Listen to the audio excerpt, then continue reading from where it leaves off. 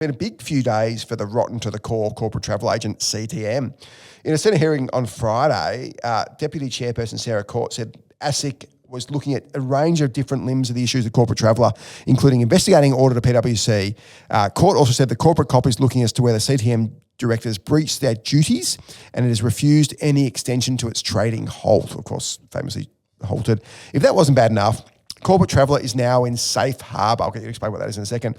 Financially distressed but not yet insolvent, and has brought in Allens and EY as its legal and accounting liquidation advisors. Adir, you know about this safe harbour thing? You'll tell me if I'm right with what I'm saying. My understanding of safe harbour is it's effectively directors saying we're worried that this thing might end up insolvent. Well, we could be insolvent now. And so we want legal protections that enable us to keep trading it without being personally liable for the insolvency. Totally.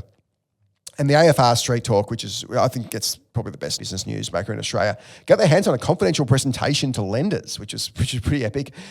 This was made on the 22nd of May, where Corporate Travel said it agreed to sign with the UK to pay them $178 million Australian or £95 million. Remember, they originally said it was going to be less, then they upped it to like a bit more than that, and they've sort of reduced it a little bit. But that is a crazy $175 million Australian. They've got under $100 million cash. Some of that's tied up, and they've got some debt facilities. We don't really even know how much cash they've got now because you haven't seen it for a long time. Well, they've been honest about the cash since 2015. Yeah. So, Corporate Travel needs its lender syndicate, which is comprised of HSBC, Commonwealth Bank, and Westpac to agree to allow it to access more of its debt, it's got agreed debt, but they need lender approval to release it, so it's kind of not really great.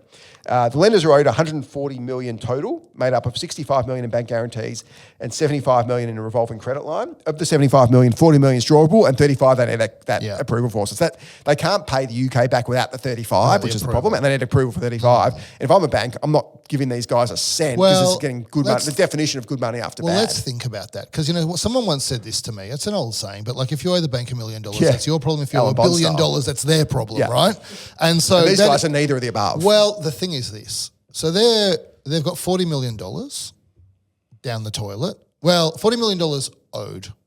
And the question is, I think the $40 million revolver hasn't been drawn down. So there's 65 in bank guarantees, but the guarantees aren't banks. A bank would have security for that, I reckon. Yeah, so that's not really a risk. So the question is, how exposed are they banks today? Yeah. And let's say it was, I'm just going to pick a number. Let's say it was 100 million. I think it's less. I think they're exposed by 35 now. So if you're exposed by 35. And they want another 40. Yeah. If you're exposed by 35 on this business and you're first ranked, secured, which means you can force the sale of every last piece of this business and every cent goes to you until you're paid back, they might think 35 mil, we might be able to get this out of the carcass of this thing if we send it into liquidation.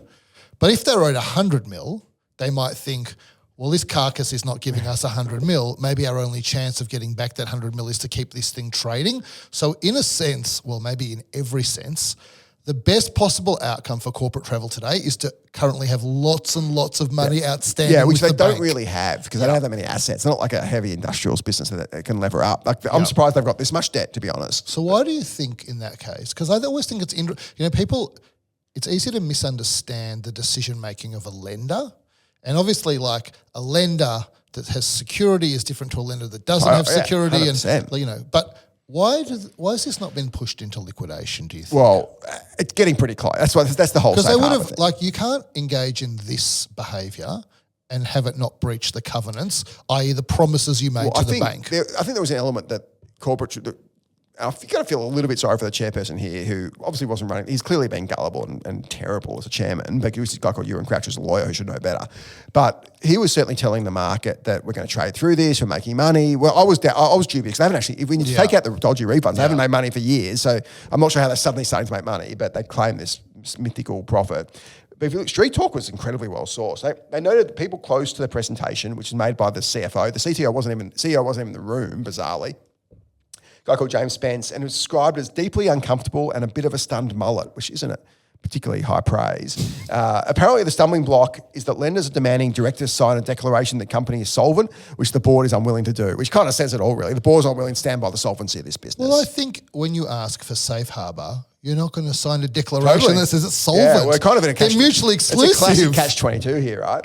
And this is recall that Adir and I argued on whether this bunch of frauds would survive this mess. Which I haven't changed my view. We'll go to the grab now. I think more likely than not, CTM doesn't survive. Okay. But we'll see. All right. Well, I'll take that bet. What can we do with this? Within a year. Within a year? Okay, 6 months. 3 months. 3 months is too short because 3 months you can like dead businesses can survive. 30th of June, end of the fiscal year. They got to, if they submit audited financials for next year, you win the bet. If they don't, I win the bet. I'm always happy to have this conversation with you about corporate travel because, I want you to be happy. So you think, and this makes you very happy to talk about this stuff. I just want to facilitate your happiness. But this is what I think. We know there's a huge accident, like a huge car accident. We're watching it in slow motion. All we're seeing now is bits of the car flying in every direction as we watch the crash. What we don't know is whether it's a fatal crash or not. And so, yeah, of course, every bit of the car is going to go flying off in every direction in the meantime, but I still don't know how this ends. Well, my view is the car's driven off the bridge and landed 100 metres below in the river. And you think, this guy could still be alive. Pretty sure the guy's dead. You know that scene? I can't believe I'm going to reference a movie like scene. Eminem Stan thing. No, I'm going to reference a movie scene for you, which is a very old movie, which is Thelma and Louise. No, it's I could have referenced that, but this is Butch Cassidy and the Sundance Kid. You know that? Yeah. You know the scene where one of them says, in both of them? Yeah, Robert. Oh, I don't know. He's in one of them. And so you know when they say we're going to jump off the cliff into the water, and one guy says, "I can't swim," and the other guy laughs and says, "Don't worry about it. The fall will kill you."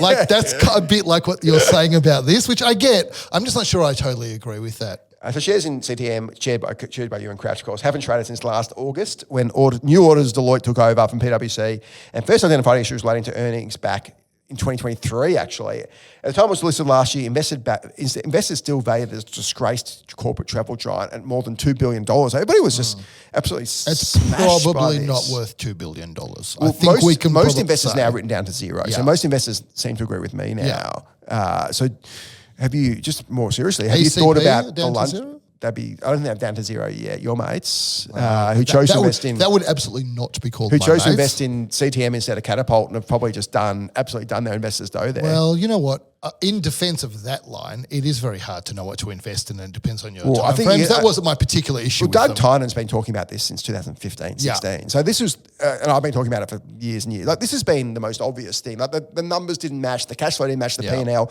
Now, as soon as Jamie left, you know these guys are dead men walking. When the founder goes, like I gave these like basically 0% chance of survival. I'm now at like confident it's at zero. I still have CTM clowns who work there abusing me on LinkedIn saying, oh no, we're going really well. Well, I don't think you are, guys, but like this is a massive debacle for a $2.3 billion business to just evaporate in thin air. What were you going to bet? I sidetracked you, but you're about to criticise me about something to do with lunches. Come on, get that out of the system. Yeah, well, have you chosen our lunch venue? Because we obviously famous had a bet. I still owe you a lunch, and every time I ask you if you want the lunch, I feel I haven't called you back. I feel like your attitude is, I would rather have the pleasure of holding the lunch over you than consume the food at your expense. I'm not denying. Now I've got two lunches. That's true. Now I've got two. I can probably extract one and hold the other one over you. Chickens, you know that saying? Count your chickens before they're hatched? This chicken hasn't hatched yet. Let's see. The chickens now, like the hatched chickens now having kids of their own, I think. That's how hatched that chicken is. Anyway, so I think I'll claim one. I might claim the goiter lunch. Non-bated breath. What's the opposite to bated breath? We'll wait breathing very comfortably and at a relatively slow rate.